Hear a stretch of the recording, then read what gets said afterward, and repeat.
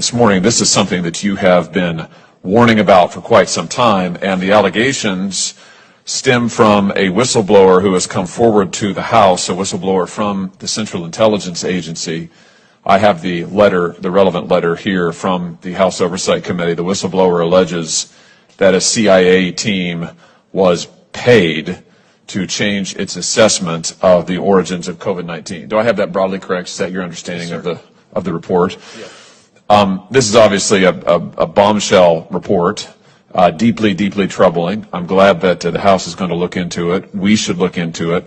What caught my attention is you point out in your article on this that the government has deliberately violated the COVID Origins Act, which this body passed unanimously, which the House passed, the President signed into law. Maybe he wasn't so happy about signing it into law, but he did. It is the law of the land, and which required that all of the government's intelligence on the origins of COVID be made public.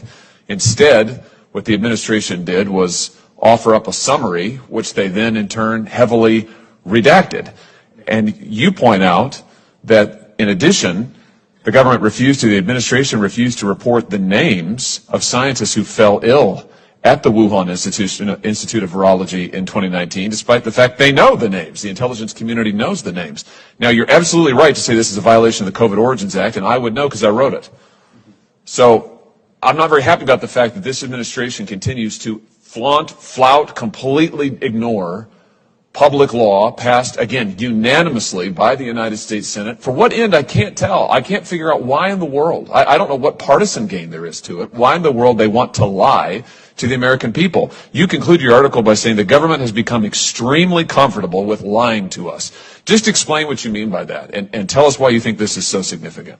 Well, sure, and just on the very specific point of we were the first to identify the three people that contracted the coronavirus in China. They were the people working on gain-of-function research in the Wuhan Institute of Virology.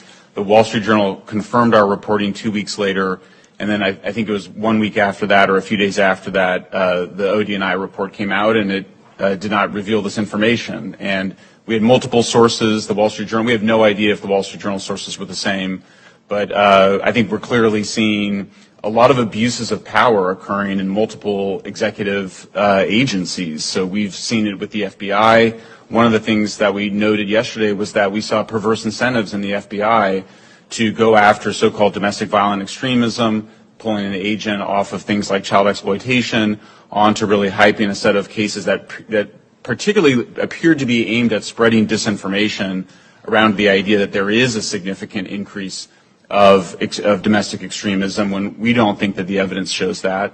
And now we see this report that came out that suggests that there's an FBI whistleblower who says that 6 of the 7 analysts had said it was a laboratory origin and that they had reversed their position in some exchange for some sort of a salary bonus or some sort of a financial incentive. So, and we've been, so we keep documenting it. We just keep finding agencies and agencies. DHS involved in trying to create a disinformation governance board. I keep, the censorship industrial complex, we just keep finding new parts of it. So in the research for this testimony, we discovered this deep trust alliance that had, what appears to be ties to the security and intelligence agencies of the United States government, appears to be trying to set itself up, although it's now kind of ghosted after 2021, but it appeared to try to set itself up to decide what is reality and what are fakes for people, and I think it should have a chilling effect in that that's not how we do free speech in America. We don't have government agencies, we don't have cutouts or front groups that appear to have support from those agencies telling the American people what's true, what's false, or telling social media companies behind the scenes what they should be censoring.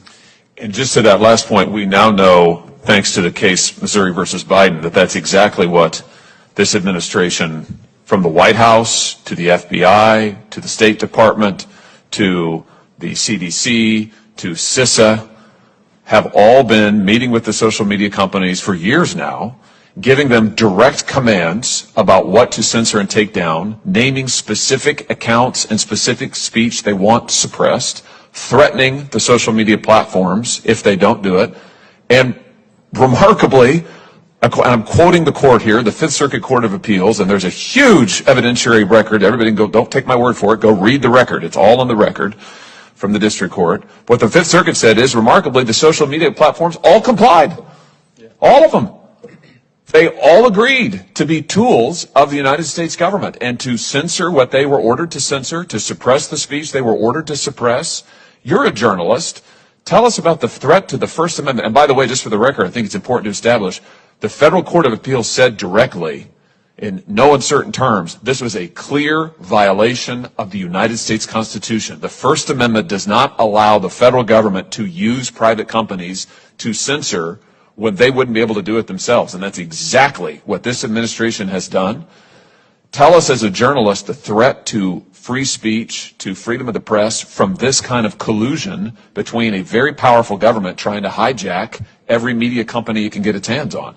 Well, sure. I mean, if you just start on the issue of the COVID vaccine, for example, public interest advocates spent a very long time trying to get requiring the pharmaceutical companies to list the side effects of their drugs in their advertisements. Here we saw a situation where people were sharing information about the side effects of the vaccine on Facebook and other social media platforms, and the White House demanding that it be taken down, Facebook complying, acknowledging that it was often true information. We also saw that Facebook's own internal research showed that actually it increases vaccine hesitancy when you censor those stories, that people, if they want to be comfortable with a new drug, they need to be able to talk it out a bit. So Facebook told the White House that actually it would backfire. The White House insisted. Facebook caved in because, according to the Facebook executive Nick Clegg, he said, well, we've got this other business that we need to do with the White House, which is the data flows, meaning we need the White House to help us negotiate with the Europeans to bring our data back to the United States. So I think the Fifth Circuit Court did a great job in identifying the clearly coercive measures, but I don't think it went far enough because the First Amendment, it prevents the government from abridging or infringing on free speech, offering an incentive to social media platforms, such as helping them with their dispute with Europe, in exchange for censoring often true content, though of course the First Amendment also protects false content. I think it's a very chilling effect. I think it's very disturbing. Anybody that cares about holding powerful entities to account should be disturbed by what we saw take place on Facebook, on Twitter, and I think we just have to remind ourselves. And what disturbs me when I hear sort of the conversation around AI coming into it, sort of with the beginner mind, I hear a lot of talk about how to protect the public from harm.